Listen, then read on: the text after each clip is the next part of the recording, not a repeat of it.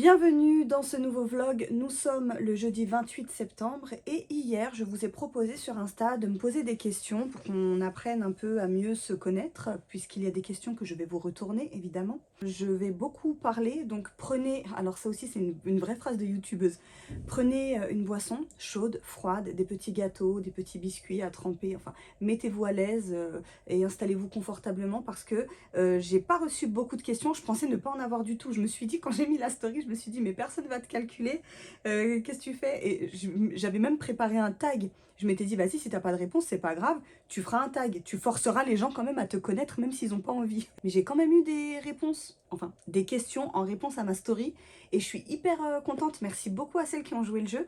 Du coup ça va prendre peut-être un peu de temps parce que c'est des questions qui vont me faire parler. Évidemment, j'ai réfléchi aux réponses avant j'ai préparé ma vidéo un petit peu quand même.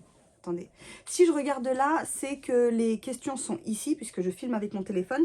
Par contre, je vous mettrai vous sur l'écran les screens des questions qui m'ont été posées. Je commence tout de suite avec la première question qui nous vient de Loubnangelis. Loubnangelis, dans ta première question, je vais la séparer parce que je vais d'abord répondre aux questions qui n'ont rien à voir avec l'univers littéraire. Et ensuite, je parlerai des questions qui concernent la lecture. Donc, Loubnangelis, tu me dis coucou Biba, coucou Loubnangelis, et tu me demandes dans quelle région je vis. Tu vis dans quelle région? Alors, je vis dans la région Île-de-France et j'habite en région parisienne. Voilà. Je répondrai donc à la suite de ton post un petit peu en dessous. On a une deuxième question d'une personne qui m'a demandé de rester en anonyme et qui me demande quel est ton métier. Je vais essayer de faire un lien direct avec la passion qu'on a en commun, qui est la lecture. Comme dans la plupart des livres qu'on lit, il y a des quêtes. La quête de ma vie, selon moi, c'est de rendre ce monde meilleur en commençant par ma personne. Et c'est ce que je m'efforce de faire chaque jour.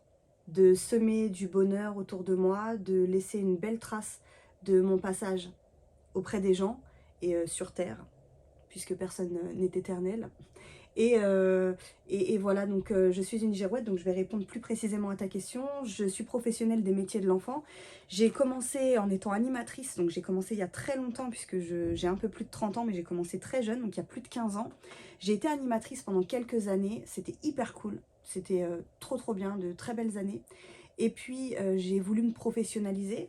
Donc je suis passée adjointe de direction d'accueil de loisirs. J'ai fait ça quelques temps, c'était hyper cool aussi. Et puis je me suis de nouveau reprofessionnalisée encore plus.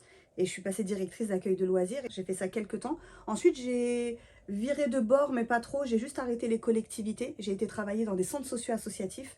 Donc auprès de publics un peu plus en difficulté, un peu plus défavorisés. Et puis après, j'ai voulu encore aller plus loin et je suis devenue formatrice BAFA BAFD, donc je suis formatrice d'animateur et de directeur. C'est ce que je fais maintenant, mais c'est pas un métier que j'exerce à plein temps parce que je fais de manière ponctuelle. En fait, je dispense les formations pendant les vacances scolaires uniquement. Donc j'ai le temps, le reste de l'année, de m'exercer à plein de boulot. Là récemment, pendant presque un an, 11 mois, j'ai été AESH, c'est les accompagnants d'enfants en situation de handicap. Respect à ceux qui exercent ce métier, je vous tire mon chapeau. Malheureusement, ce n'est pas un métier dans lequel moi je me suis sentie épanouie, donc j'ai tiré ma révérence, je suis partie, mais j'ai eu la chance de travailler avec une équipe extraordinaire et c'est ça pour moi la vie. C'est les relations humaines, c'est apprendre des autres, donner un peu de soi et voilà, donc c'est ce que je fais dans la vie. J'entre dans la vie des gens, j'essaie de leur apporter un peu de bien, un peu de ce qu'il y a de mieux en moi. Évidemment, ce n'est pas à sens unique. Je repars avec ce qu'il y a de mieux chez les êtres humains que j'ai rencontrés. Et puis, je m'en vais par la petite porte pour réitérer l'expérience et recommencer de nouveau sur un nouveau territoire avec de nouvelles personnes. Voilà. Donc, c'est mon métier. C'est ce que je fais de ma vie, essayer de rendre ce monde meilleur à ma petite échelle. C'est pas hyper bien payé, mais je te promets, ici, je suis riche. Donc, voilà pour mon métier. Laura, non, je rigole. Elle veut rester en anonyme, donc je respecte ça.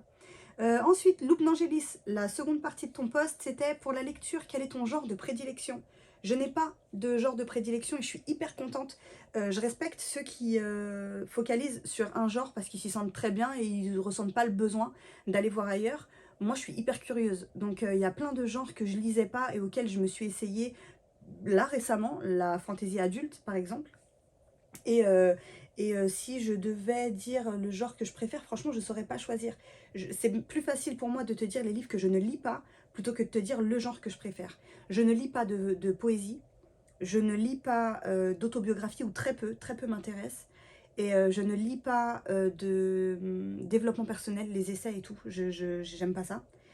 Et je lis très peu, je m'y mets vraiment petit à petit, mais alors c'est insignifiant quoi, c'est vraiment un ou deux livres par an, les lectures graphiques et les mangas. Mais vraiment, je m'y mets petit à petit. Pour le moment, c'est pas trop mon truc. Peut-être qu'un jour ça le deviendra, mais voilà. C'est plus simple pour moi de te dire ce que je lis pas, plutôt que de sélectionner un genre, alors qu'en fait, moi ce que je privilégie, c'est vraiment les belles histoires et pas un genre en particulier. Il y a des livres de plein d'univers littéraires différents qui m'ont mis des claques phénoménales. Donc je ne saurais pas en retirer un seul. Voilà pour ta question. Toujours Loup Angélis me demande combien de livres j'ai dans ma palle. Palle, pour ceux qui ne connaissent pas, l'abréviation, ça veut dire pile à lire. En fait, c'est les livres qu'on possède, mais qu'on n'a pas lus encore. Et bah moi, j'en ai près de 80, je crois. J'ai été regarder sur Livre Addict, mais sur Livre Addict, je triche parce que j'ai pas mis mes suites de saga. Donc avec les suites de saga, je suis à 80 livres, c'est n'importe quoi. C'est n'importe quoi parce que j'ai déjà dit, je lis entre 50 et 60 romans par an. Donc en fait, je possède plus de livres à lire que je n'en lis à l'année. Donc c'est un peu n'importe quoi. Écoute, c'est comme ça, peut-être qu'un jour ma consommation changera, peut-être qu'un jour je lirai plus vite, peut-être qu'un jour je ferai un tri aussi, parce qu'il y a certainement des livres dans ces 80 livres que je ne lirai pas, mais j'ai du mal à me détacher de mes bouquins, donc voilà, j'ai 80 livres dans ma pile à lire. Ensuite, on a Patou, Patou qui me demande, donc Patou pardon, qui est Pem Geek Girl Bookstagram sur Insta, qui me demande ta plus belle lecture, la plus émouvante à tes yeux. Alors pour moi, c'est deux questions bien distinctes parce que la lecture la plus émouvante que j'ai faite, c'est pas ma plus belle lecture dans la vie. La lecture la plus émouvante que j'ai faite, j'ai réfléchi hein, à la question, je dirais, c'est pas un livre que j'ai physiquement, il est sur ma liseuse, c'est un livre que j'ai lu il y a longtemps maintenant, peut-être 5 ans, 6 ans même. C'est un livre d'Agnès Ledig et le titre c'est Juste avant le bonheur. Ce livre m'a fait chialer, il m'a touchée mais en plein cœur à tel point, je me souviens, je pleurais, j'arrivais pas à m'arrêter, j'étais là avec des Kleenex, je me mouchais et tout. Et j'arrivais pas à rationaliser, à me dire mais c'est un bouquin, c'est comme quand tu regardes un film. C'est un film, tu vois. Et en fait c'était tellement réel, ça m'a tellement touchée. Et dans le même genre, donc c'est ce titre-là hein, que tu retiens pour la réponse à ta question, mais dans le même genre, parce que j'y ai pensé aussi, j'ai pleuré pour l'épilogue, pas pour le bouquin, mais pour l'épilogue de Et que ne durent que les moments doux de Virginie Grimaldi. Je les mets en lien parce qu'ils traitent de la même thématique, ça parle de maternité, donc à croire, si j'analyse le schmilblick, que c'est un sujet qui me touche particulièrement. Donc voilà, mais Juste avant le bonheur d'Agnès Ledig, bouleversant. Mais c'est pas ma meilleure lecture. Donc ma meilleure lecture, je fais le rapprochement avec la question qui se pose juste après. Une question posée par Baïzi, je ne sais pas, point broderie. D'ailleurs, c'est une ancienne collègue qui fait de très jolies broderies, qui fait des choses merveilleuses avec ses mains. Je vous avais montré dans une de mes vidéos de ma déco d'automne ce qu'elle avait réalisé, ce que moi je lui avais demandé. Allez jeter un coup d'œil sur son Insta, ça peut peut-être vous intéresser. Elle fait ce que vous voulez sur commande, elle brode de magnifiques choses et puis on met en avant l'entrepreneuriat et le travail fait main. Et donc Baïzi, pardon, point broderie, me demande quel est ton livre préféré parmi tous ceux que tu as pu lire et pourquoi. Donc c'est en lien direct avec la question de Patou.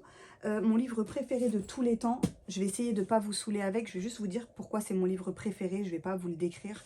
Je prendrai plus de temps pour vous parler de fantasy sur une autre vidéo. Mon livre préféré de tous les temps, c'est L'Assassin Royal. Donc je triche mais sans le vouloir parce qu'en fait c'est une saga. Donc je peux pas détacher ou enfin ils dépendent les uns des autres, c'est dans la continuité quoi. J'ai réfléchi à la façon de répondre à cette question et j'ai fait un parallèle dans ma tête. Je me suis dit bon allez on va faire une métaphore. Tu vois c'est comme quand tu portes un parfum et que tu portes d'autres parfums mais que tu reviens toujours à celui-là et que c'est ton odeur, tu vois. Tu sais que le parfum il est vendu dans toutes les parfumeries de France et de Navarre et même ailleurs parce que tu vois dans le monde entier les gens portent le même parfum que toi mais toi c'est ton parfum, c'est ton préféré et il te représente, tu vois, il te caractérise quand tu passes devant les gens qui te connaissent. Oh tiens, mais ce serait pas Baïsé point broderie? Et ben ce livre, c'est hyper égoïste, hyper prétentieux de dire ça, mais quand je suis dans l'Assassin Royal, j'ai l'impression qu'elle l'a écrit pour moi. Si j'avais eu ce talent, j'aurais écrit l'Assassin Royal. Tout dans ce livre est parfait. Tout dans ce livre est parfait. C'est la seule fois de ma vie qu'il m'est arrivé de terminer un bouquin et de me dire pourquoi je l'ai lu, tu vois. J'ai envie de l'oublier pour le redécouvrir. Ça m'est jamais arrivé, avec 0 livre de toute ma vie. Genre, clairement, pour faire simple, tous les livres de ma bibliothèque peuvent brûler tant que j'ai l'Assassin Royal.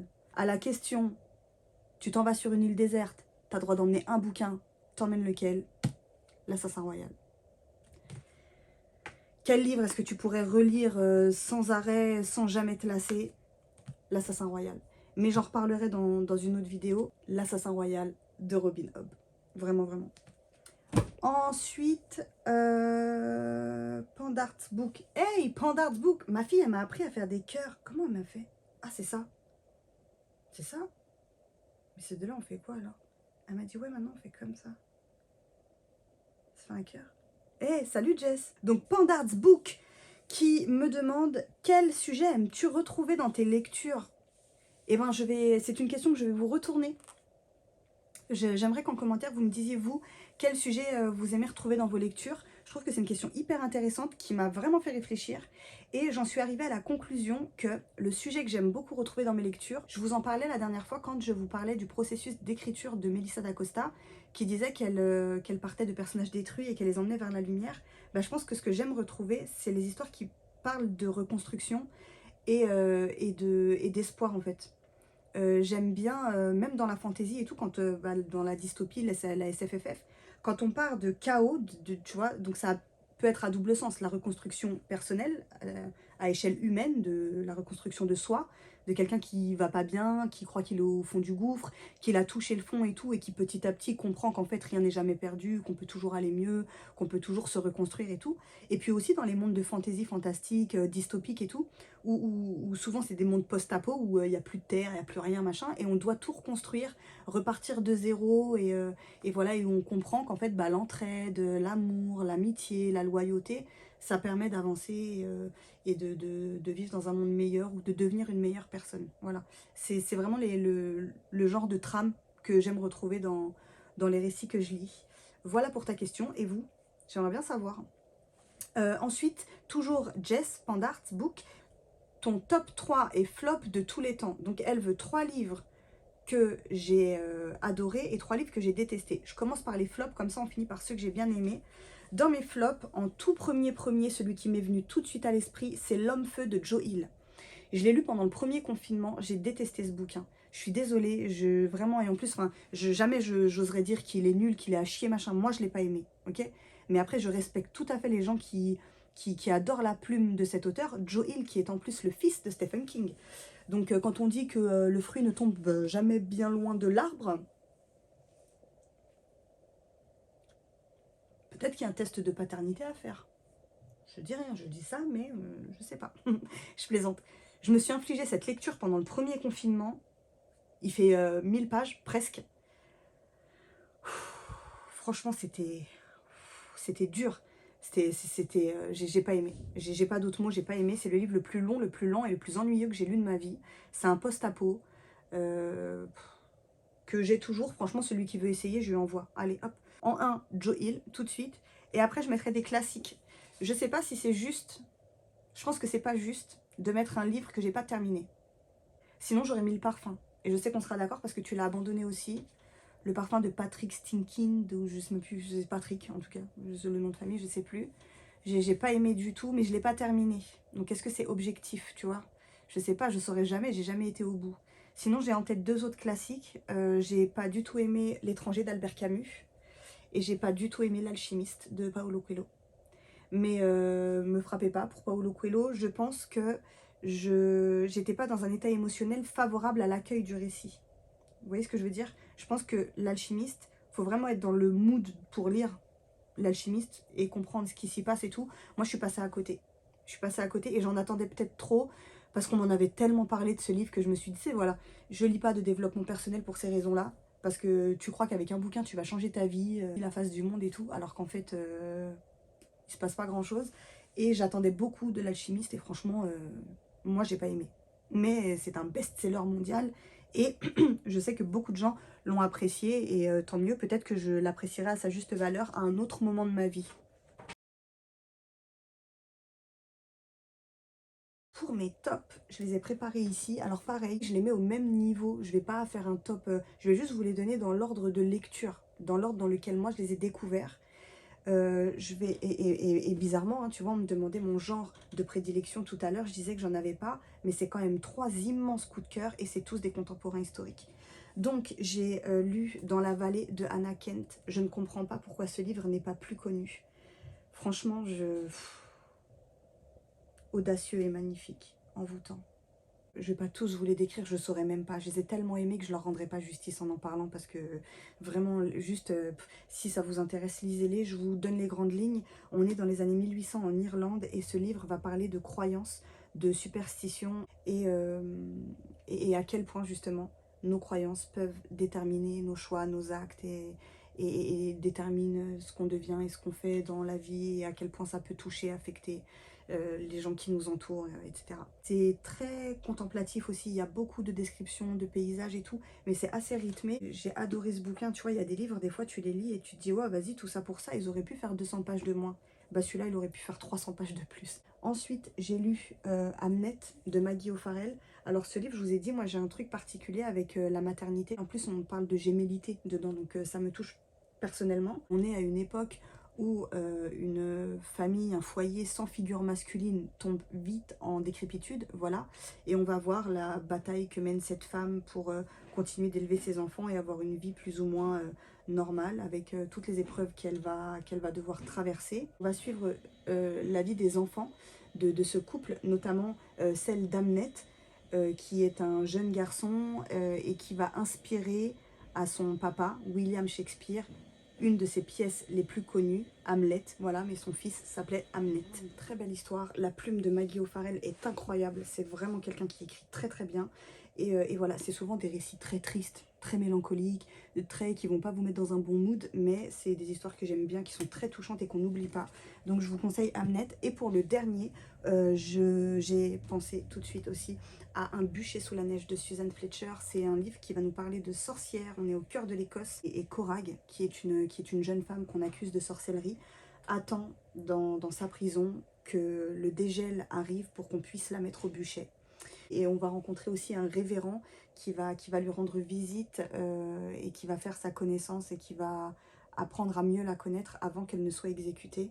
Et vraiment, c'est pareil, c'est un très très très très très beau roman. Je l'ai annoté de partout. Il faudrait d'ailleurs que je relise les passages que j'ai annotés. C'est un livre magnifique. L'année n'est pas terminée, mais je pense que je ne m'avance pas trop si je dis dès maintenant que c'était ma plus belle découverte littéraire de mon année 2023. Je pense que ce livre est ma plus belle lecture de l'année 2023. Voilà pour mes tops et mes flops. Ensuite, il reste 2 questions. Hey, c'est la question de Mademoiselle Moons. Non, on a dit que c'était comme ça. Non, non. Cœur sur toi, toi aussi. Je suis trop contente que tu m'aies laissé une question, merci. Et Mademoiselle Moons fait partie de ces gens extraordinaires qu'on rencontre dans la vie. Mademoiselle Broderie aussi, Baizy.broderie. C'est des gens extraordinaires que j'ai eu la chance de rencontrer pendant mon parcours professionnel. Ce sont voilà, des êtres humains en or dont la Terre a besoin. Donc préservez votre santé, prenez soin de vous, on a besoin de vous encore longtemps, les filles. Mademoiselle Moons qui me dit « Hey, hey, n'aimerais... »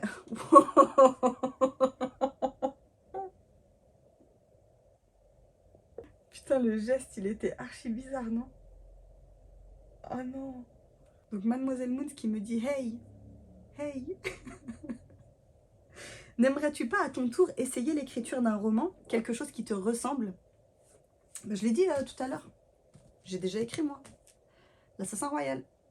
Non, plus sérieusement, bah non. Parce que je pense que les gens qui écrivent, c'est des gens qui ont besoin de poser sur papier un trop-plein de ce qu'ils ont dans la tête. Et moi, je n'ai pas cet imaginaire-là.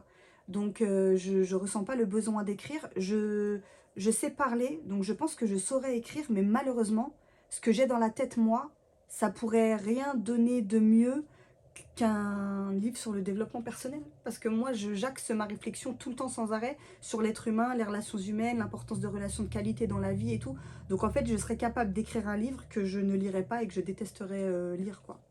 Voilà, mais je me contente de lire des belles histoires. Je vais rester lectrice, je vais continuer de donner mes avis sur les livres que je lis. Évidemment, j'adorerais avoir, avoir ce talent et juste, même pas de l'écrire, mais d'avoir les idées qu'ils ont, quoi, de me mettre dans leur tête et de me dire waouh, comment ils font pour imaginer des univers pareils. Mais ce n'est pas une corde que j'ai à mon arc, donc je vais continuer d'être une lectrice. Voilà. Dernière question de Sophie, ma biblio de Sophie, qui me dit: qu'est-ce qui t'a décidé à te lancer sur YouTube? Pareil, vaste question à laquelle je vais prendre le temps de répondre, vraiment, et je vais répondre en toute honnêteté et en toute transparence. Je pense, je suis même sûre que c'est dans un premier temps dans un souci d'ego. Voilà, le mot est dit, dans un souci d'ego, je m'explique. Tu vois, il y a plein de mots auxquels on donne un sens péjoratif, alors que pas forcément. Tu vois, c'est comme dire de quelqu'un qu'il est opportuniste. Souvent, les gens ils vont dire ouais, il est opportuniste avec une grimace et tout. Alors qu'être opportuniste, c'est juste saisir une opportunité. C'est pas forcément mauvais. Ce qui rend la chose mauvaise, c'est si tu le fais en mentant, en manipulant, en trahissant. Là, c'est pas bon. L'ego, c'est pareil. L'ego démesuré, c'est pas bon. Avoir le melon, se croire au-dessus des autres, être le centre de la terre, etc. Là, c'est pas bon. Mais l'ego, en réalité, tout le monde en a besoin. Là, si je te disais par exemple, ouah, tu viens de m'apprendre un truc, oh là, ce soir, je dormirai moins bête grâce à toi. Je viens de te flatter. C'est un compliment. Ça flatte ton ego directement, ça fait plaisir. Est-ce que ça fait du mal? Non. L'ego, tout le monde en a besoin pour se construire. Tu vois, je disais tout à l'heure, rendre le monde meilleur en commençant par soi. Il n'y a rien que tu puisses faire de mieux, toi, dans ta vie, pour toi, que de t'envoyer du plus à toi-même. Tu vois, mais d'en recevoir des autres, ça fait du bien aussi, de se sentir aimé, d'être valorisé, etc. Et quand on sait danser correctement avec le truc, ça peut que faire du bien. Et du coup, bah, si j'analyse le truc, vraiment, je pense que ça contribue fortement au travail de confiance en moi que j'ai à faire. Parce que je j'ai pas confiance en moi et du coup, j'ai besoin de ça. Il faudrait que je vous montre derrière. J'ai mon mur qui est rempli de messages de mes stagiaires. Je vous ai dit, je suis formatrice et 80% des jeunes avec qui je travaille, parce qu'il y a des jeunes et des moins jeunes, mais 80% des personnes avec qui je travaille en formation, ce sont des jeunes qui ont entre 18 et 20 ans. Et alors très dans l'affect, tu vois, dans l'adolescence, les sentiments, les hormones, tout ça.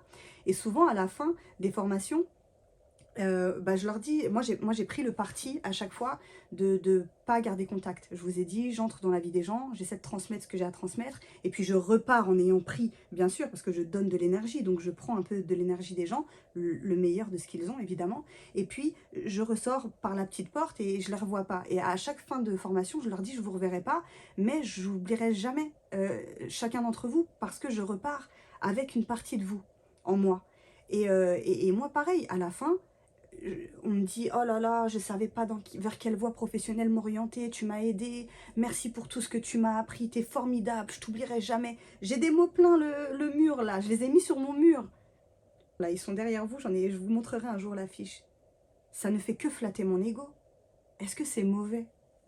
Mais non, j'ajoute même que le monde, l'être humain est tellement bien fait que des fois ton interlocuteur, sans qu'il ne le sache, va te faire un compliment, une flatterie qui va toucher à une blessure que tu as à guérir, qui va toucher en toi un truc qui date de l'enfance, d'un trauma de quand tu étais petite ou de même récemment, hein, parce que des traumas, on en vit tous les jours dans nos vies. Ben, tu vois, grâce aux gens et à la flatterie, aux compliments, à l'amour qu'on reçoit des autres, on guérit, on apprend de nous et on grandit.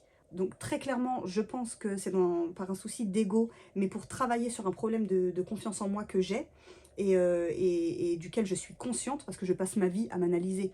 Donc je sais exactement ce sur quoi je dois travailler. Et dans un second temps, et dans la lecture. La lecture, c'est ma passion première dans la vie après ma famille. J'y consacre la quasi-totalité de mon temps libre. C'est une activité hyper solitaire, la lecture. Et pour rendre cette activité moins solitaire, j'avais créé mon compte Insta lors du premier confinement. Donc j'échange pas mal avec des filles, je vous ai dit, je les rencontre maintenant, on se fait des rencontres, on va dans des salons ensemble et tout.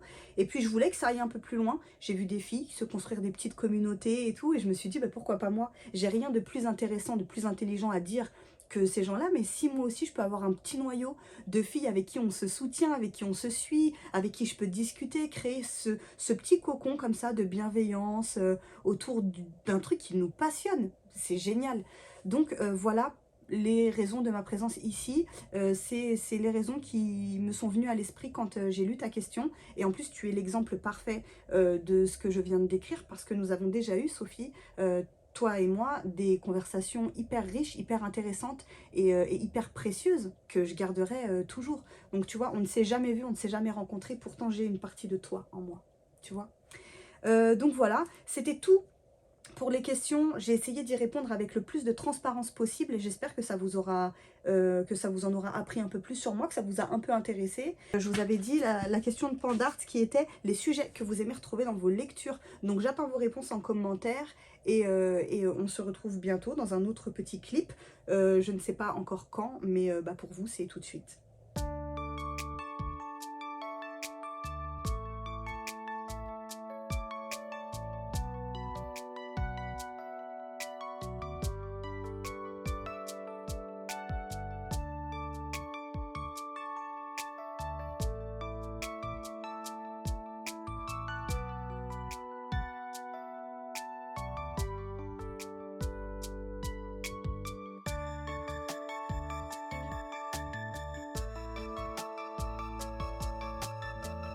Coucou!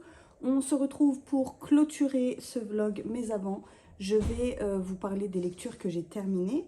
La dernière fois, je vous laissais dans la vidéo précédente avec une lecture que j'avais entamée. Il s'agissait de Millennium, le tome 1 de Stieg Larsson aux éditions Babel Noir. J'ai terminé ce livre. Je dis ça comme si c'était un exploit. J'aurais abandonné ce livre s'il ne m'avait pas été conseillé par les copines. Ça, je le disais déjà la dernière fois. Je vous laissais, j'étais page 300 et quelques sur 700. J'ai alterné entre lecture papier et lecture audio. Je vous avais dit que j'avais eu quelques soucis avec la lecture audio. Il y a des fois où le gars sautait des chapitres. Je ne sais pas si c'est le fait de mettre en lecture accélérée.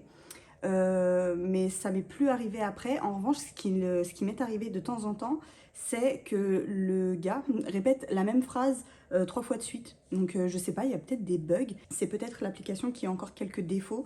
Je n'en sais rien. En tout cas, c'était une lecture très agréable. Même en audio, je vous le conseille. Peut-être que sur les autres plateformes, ça bug pas autant. En tout cas, la voix du type qu'ils ont choisi pour nous raconter cette histoire colle parfaitement avec le récit, avec les personnages, et franchement, ils n'auraient pas pu mieux choisir. C'est vrai que des fois, les lectures audio, moi j'en ai abandonné certaines à cause de la voix, hein, et c'est trop important. Mais là, le gars, vraiment, ils l'ont bien choisi. J'espère que c'est la même voix pour les prochains livres. Je pense continuer cette saga, pas tout de suite, mais j'ai bien envie de me faire au moins la trilogie. Je vous avais dit qu'il y avait 6 livres. Il semblerait, les copines m'ont dit qu'il y en avait même un 7e qui sortait bientôt. Donc les 3 premiers ont été écrits par Stieg Larsson avant qu'il ne décède malheureusement. Les 3 d'après, donc du 4 au 6, ont été écrits par un autre auteur dont je ne connais pas le nom. Et il semblerait qu'il y ait un 3e auteur qui reprenne la saga et qui nous fasse un 7e tome là bientôt. J'ai lu que beaucoup de lecteurs s'arrêtaient à la trilogie. Je pense continuer jusque la trilogie. Je verrai après si vraiment le 3 me plaît beaucoup. Je commencerai peut-être le 4. Par contre, c'est des pavés. Du coup, comme j'ai que 15 heures de lecture audio sur Nextory, là, il m'en reste 6. Donc ça va pas être suffisant pour me faire le tome 2. Je vais attendre que mon crédit se remette à 0 pour me faire le tome 2. Mais j'ai bien envie de continuer. Alors, pareil, je vous en parle dans les grandes lignes. On est avec Mikael Blomqvist, qui est un journaliste et en fait qui va aller se mettre un peu au vert parce qu'il vient de perdre un procès. Il a 1 an de prison à effectuer mais qu'il doit faire dans l'année. Donc là pour le moment il décide de prendre du recul avec la rédaction du journal et d'aller se mettre au vert. Il va être contacté par un riche homme d'affaires, un magnat de l'industrie en Suède, qui va lui demander de l'aider à résoudre une enquête vieille de 30 ans. En fait, cet homme qui est âgé maintenant a une nièce qui a disparu il y a plus de 30 ans. Il ne sait pas ce qui lui est arrivé, l'enquête reste au point mort. On a essayé de la chercher, d'essayer de la retrouver, mais rien ne s'est passé. Et tout le monde a un peu lâché l'affaire, tout le monde a abandonné. On ne sait pas où elle est, on ne sait pas ce qui lui est arrivé, si elle est morte ou où elle se trouve, on n'en sait rien. Et lui, il est persuadé que c'est quelqu'un de sa famille qui est coupable de cet enlèvement, de ce meurtre, de ce crime en tout cas.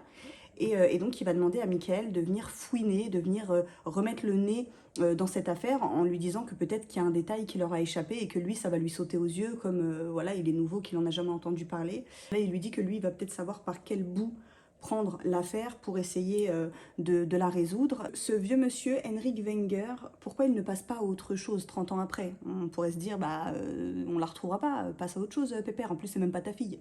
Ben non, mais en fait, quelqu'un se fait un malin plaisir à le taquiner, à le narguer. Tous les ans, le jour de l'anniversaire de la disparition de sa nièce, il reçoit une fleur différente, encadrée, enfin voilà. Et en fait, il sait que la personne qui a tué sa nièce est encore en vie, tué ou enlevé ou séquestré ou que sais-je. Je n'en sais rien, je vous laisse le découvrir. Il va se passer plein de choses dans la vie de Michael déjà, et puis dans la recherche pour retrouver le coupable, savoir ce qui est arrivé à Harriet. Et on est aussi en parallèle, alors au début ils ne sont pas du tout liés, mais le destin va les rapprocher. On est aussi dans les débuts avec Lisbeth Salander, qui est une jeune fille rescapée des services sociaux. Donc on nous la décrit un peu comme une jeune femme de très étrange, un peu nunuche sur les bords, enfin, c'est comme ça que les gens la voient, un peu folle, hein, clairement atteinte de folie, qu'il a fallu placer toute sa vie. D'ailleurs elle est sous tutelle, enfin, on nous la décrit vraiment comme un personnage atroce, mais nous on va apprendre à mieux la connaître. Et en réalité c'est un personnage très très intéressant. Elle est très très intelligente au contraire, mais peu de gens le savent. Et du coup c'est comme ça dans la vie qu'elle arrive à obtenir tout ce qu'elle veut, parce que bah, elle se fait passer pour ce qu'elle n'est pas. En réalité elle est très intelligente et c'est une professionnelle de l'informatique. Et on va évidemment mettre en lien ces deux personnages pour qu'ils fassent équipe ensemble et qu'ils enquêtent sur la disparition d'Harriet. Alors, mon avis final sur ce bouquin, je ne dirais pas que c'est addictif, je dirais que c'est très immersif. Si vous avez 5 minutes pour lire, n'ouvrez pas ce livre. Vraiment, posez-vous et ouvrez-le quand vous savez que vous n'allez pas être dérangé et que vous avez un bon moment devant vous pour pouvoir vraiment vous mettre dedans. Les débuts sont très longs, très lents, ça je vous l'avais dit. Ça commence à s'accélérer au bout de 250 pages. N'abandonnez pas avant 250 pages. Si les débuts sont longs et lents, c'est normal. À la fin, on se rend compte que tous les détails comptent, en fait. Tout est dans le détail et vraiment, ne sautez pas des pages. Il y a des passages où on va se dire, mais pourquoi on nous raconte tout ça? Au début, je vous ai dit, ça parle de lobby industriel suédois. On va nous parler de pourquoi Michael, donc le journaliste, va se faire juger et condamner. Donc ça, on va nous expliquer pourquoi. Et c'est vraiment des passages longs et très... enfin, qui ciblent un sujet. Si nous, on n'est pas férus de ce truc-là, ou si ça ne nous intéresse pas, ça nous passe vraiment au-dessus. Ne sautez pas de passage en vous disant que ça n'a pas son importance. Tous les détails dans ce livre ont une importance. Je reconnais hein, que ça s'accélère quand même. Je dirais, allez, après les 250 pages, déjà les chapitres sont moins longs. On alterne vraiment entre Michael et Lisbeth. Donc on est vraiment 3 pages avec Michael, 2 pages avec Lisbeth, 1 page avec Michael, 2 pages avec Lisbeth. Enfin vraiment ça va hyper vite après et c'est très rythmé. C'est lent mais très rythmé parce que c'est très détaillé, mais il y a du rythme. Je ne saurais pas comment expliquer. On pourrait tout à fait lire le premier tome et s'arrêter à celui-ci parce qu'il y a une fin. Il y a une fin, ça se termine. On sait qu'il y a une suite bah, parce qu'il y a le tome 2, mais je pense que la plupart des lecteurs ont continué de lire cette saga pour être avec Lisbeth. C'est vraiment un personnage hyper intéressant.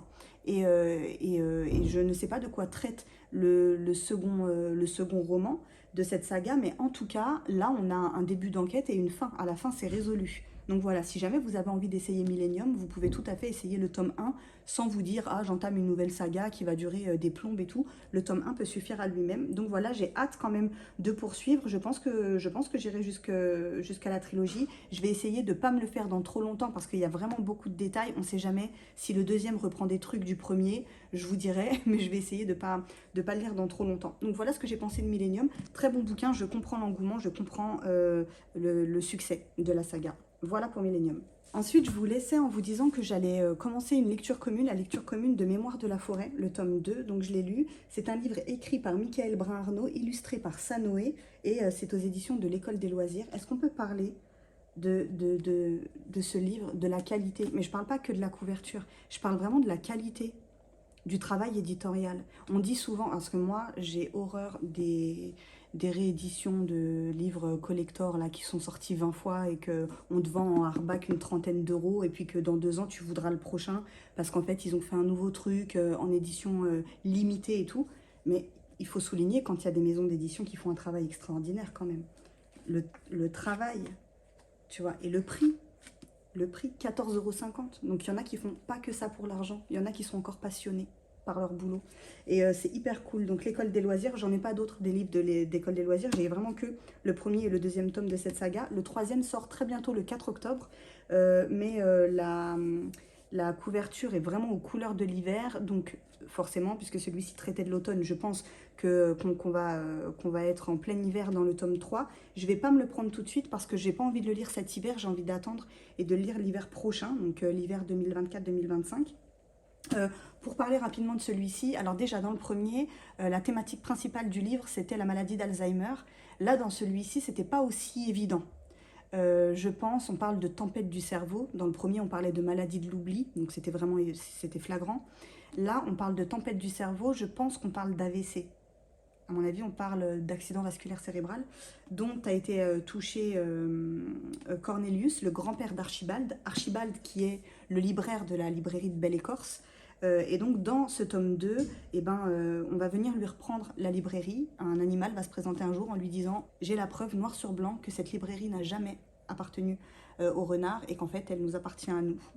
Je vous laisse découvrir de quel animal il s'agit. Il est bien embêté, Archibald, parce que lui, il a repris la relève après son papa, qui lui avait pris la relève après le grand-père, et le grand-père aujourd'hui il est dans l'incapacité de pouvoir s'exprimer, donc il peut pas revenir sur son histoire, l'histoire de sa famille, l'histoire de cette librairie, et du coup il va falloir qu'Archibald parte à la recherche de l'histoire de sa famille, autrement qu'en se la faisant raconter par son grand-père qui malheureusement n'a plus l'usage de la parole et ne peut plus s'exprimer. Les illustrations de Sanoé collent tellement bien avec le texte, je trouve que l'association de ces deux personnes, c'est ce qui rend le roman parfait. En fait, il n'aurait pas pu être mieux, je ne l'imagine pas autrement. Je sais qu'il rencontre aussi un très très grand succès.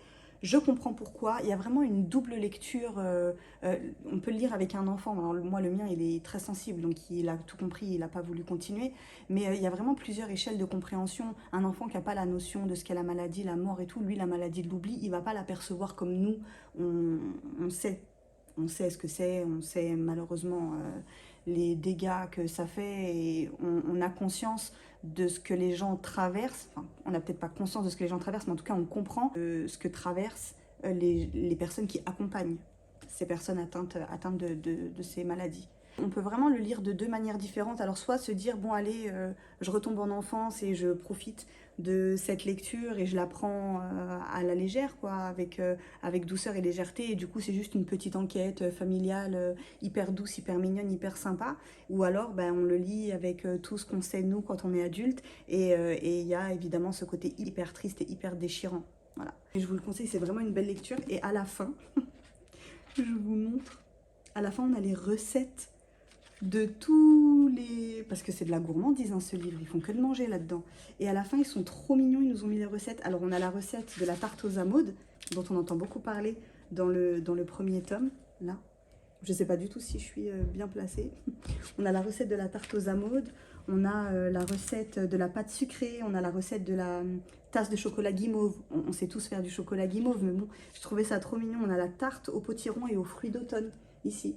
Voilà, je trouve que c'est hyper mignon ce qu'ils ont fait. Non, franchement, le travail éditorial est grandiose, c'est magnifique. Donc voilà, et j'aimerais bien rencontrer Michael Brun-Arnaud pour me faire dédicacer le tome 3. J'amènerai le tome 2 parce que j'ai préféré celui-ci au premier. Vraiment, je vous conseille de lire cette saga, elle est toute mignonne. De toute façon, elle est certainement soit déjà dans vos pales, ou vous l'avez déjà lu, ou alors vous comptez l'acquérir, je pense, parce que aujourd'hui, ce livre n'est même plus à présenter, il a un succès fou et je comprends pourquoi, c'est vraiment du très très beau travail.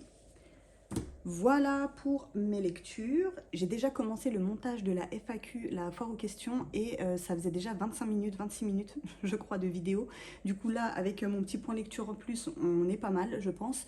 Je vais vous laisser ici pour ce vlog. J'espère que ça vous aura plu. On se retrouve dans les commentaires. D'ici là, d'ici la prochaine vidéo, faites de belles lectures. Restez pour le bêtisier. Prenez soin de vous. À bientôt.